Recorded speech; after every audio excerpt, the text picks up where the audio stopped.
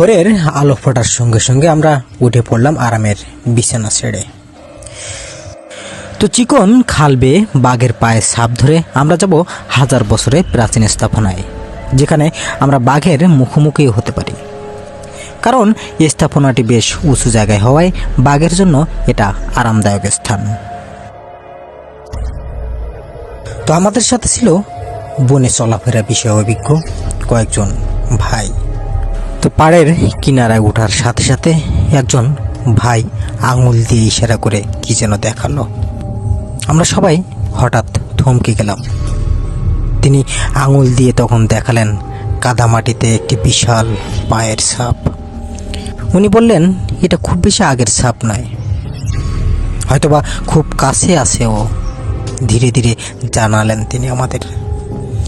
আমরা তখন একটু ভয় আর কৌতূহলী হয়ে উঠলাম। আমাদের ভিতর থেকে একজন বলে উঠল, চলুন ছাপ ধরে এগোই আমরা। তুই একটা পায়ের ছাপই শেষ হয়নি, আর একটা পায়ের ছাপ পড়ে আছে মাত্র কয়েক গজ দূরে। তো যথারীতি থেমে থেমে এগাচ্ছি আমরা। তো ছাপের পেছনে পেছনে আমরা হাঁটতে থাকলাম নিঃশব্দে। বনের ঘনত্ব আরও বাড়তে লাগলো, শব্দও কমে এলো।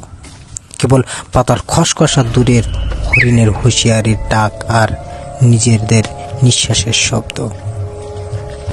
হঠাৎ এক ভাই বলে উঠল, হয়তোবা ও আশেপাশে কোথাও লুকিয়ে আছে।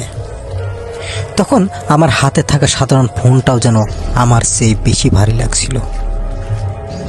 মাথার ভিতরে ঘুরছিল একটাই প্রশ্ন, সত্যি কি আমরা সামনে দেখতে যাচ্ছি সেই সুন্দরবনের রাজাকে?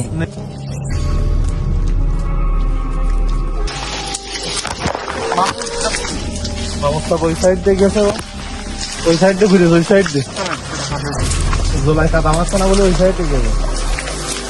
নিমো খারাপ ছিল।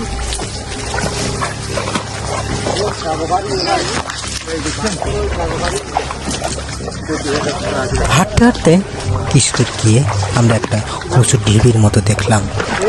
চোখে মুখে প্রশান্তি আর বিস্ময়ের ছাপ নিয়ে আমরা সেখানে পৌঁছালাম। যেন এই পায়ের ছাপ আমাদের পৌঁছে দিল প্রকৃতির সবচেয়ে সুন্দরবনের গোপন এক প্রাচীন স্থাপনায়।